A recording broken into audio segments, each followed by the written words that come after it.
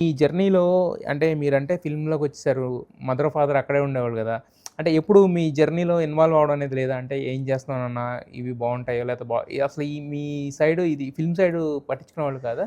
డెఫినెట్‌గా అండి. ఉన్న 100% ఉండేదా? అంటే ఆ హ్మ్. టైంలో మా పేరెంట్స్ కూడా ఇక్కడే ఉన్నారు నాతో. ఎందుకంటే హ్మ్. ఇప్పుడు ఒక 17 ఇయర్ ఓల్డ్ కిడ్‌ని అట్లా వదిలేయరు గదండీ. సో, మా మమ్మీ, డ్యాడీ కూడా ఇక్కడికొచ్చారు. మా చెల్లి కూడా ఆ టైంలో ఇక్కడ నారాయణ కాలేజ్‌లో జాయిన్ అయ్యారా? నెల్లూరులో మెడిసిన్ కూడా మా చెల్లి ఇక్కడే చేయడం జరిగింది. మా మమ్మీ, డ్యాడీ ఇక్కడే ఉన్నారు నాతో పాటు. హ్మ్. ఒక సర్టెన్ ఏజ్ వరకు నాతో పాటునే ఉన్నారు.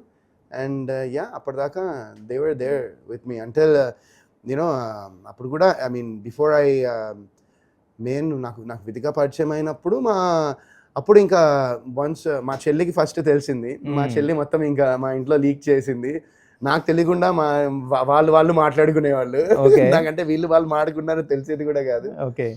ఇంకా అప్పుడు ఒకసారి యూఎస్‌లో న్యూ ఇయర్‌కి అప్పుడు మమ్మీ, డ్యాడీతో నేను అక్కడికెళ్ళాను. అప్పుడే వాళ్ళు మళ్ళీ అక్కడికెళ్లారు హ్మ్. యూఎస్‌కి. మై హ్మ్. Dad pursued his job and మా చెల్లి కూడా ఇక్కడ మెడిసిన్ ఫైనల్ ఇయర్‌లో ఉండి ఇంకా మళ్ళీ యూఎస్‌కే వెళ్ళిపోయి అక్కడే తన మిగతా వర్క్ కంటిన్యూ చేద్దాం అనుకున్న టైంలో అప్పుడు ఒక న్యూ ఇయర్‌కి వితిక వచ్చి సర్ప్రైజ్ చేసింది. హ్మ్.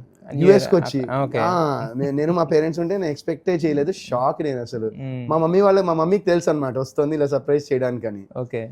సో, అప్పుడు మా ఫ్యామిలీ అందరూ ఉన్నప్పుడు వచ్చి సర్ప్రైజ్ చేసింది. ఇంక అప్పటిదాకా టిల్ ఐ గాట్ మ్యారీడ్ ఆబ్వియస్‌గా నేను ఏం చేస్తున్నావు ఇది అని ఉంటది. ఈ రోజుకి కూడా ఏం చేస్తున్నావు? ఫస్ట్ ఏం సినిమా చేస్తున్నారో ఇప్పుడు ఏం చేస్తున్నావు అని చెప్తా ఉంటారు డెఫినెట్‌గా. హ్మ్. అంటే 100%. వాళ్ళిచ్చే సలహాలైతే వాళ్ళిస్తా ఉంటారు. 100% అండి. Parents yes. అన్నాక ఇస్తారు కదండీ యెస్. కిడ్స్‌కి. యెస్. యాహ్! యెస్. యాహ్! అంటే యాహ్! కొంతమంది ఏం చేస్తారంటే అంటే కిడ్స్ విషయంలో ఎంతవరకు ఇన్వాల్వ్ అవ్వాలనేది కూడా కొంతమందికి హ్మ్. రెస్ట్రిక్షన్స్ హ్మ్. పెట్టుకుంటారు. హ్మ్. అంటే హ్మ్. మనకి తెలియని దాని గురించి మనం వెళ్ళకూడదని చెప్పి ఇలా హ్మ్. కొంతమందికుంటాయి. అంటే హ్మ్. రకరకాల హ్మ్. పేరెంట్స్ అనేది డిఫరెంట్ డిఫరెంట్‌గా అంటే ఉంటారు. But at the end of the day ఏంటంటే మన పిల్లలు సక్సెస్ అవ్వాలి, సక్సెస్‌ఫుల్‌గా ఉండాలని కోరుకుంటారు ప్రతి 100% ఏ పేరెంట్స్. పేరెంట్స్ అయినా అలానే కోరుకుంటారు. అండ్ హ్మ్. డెఫినిట్‌గా ఐ గెస్ మా మా మా మా ఫ్యామిలీ చాలా గ్రౌండెడ్‌గా ఉంచుతారు నన్ను.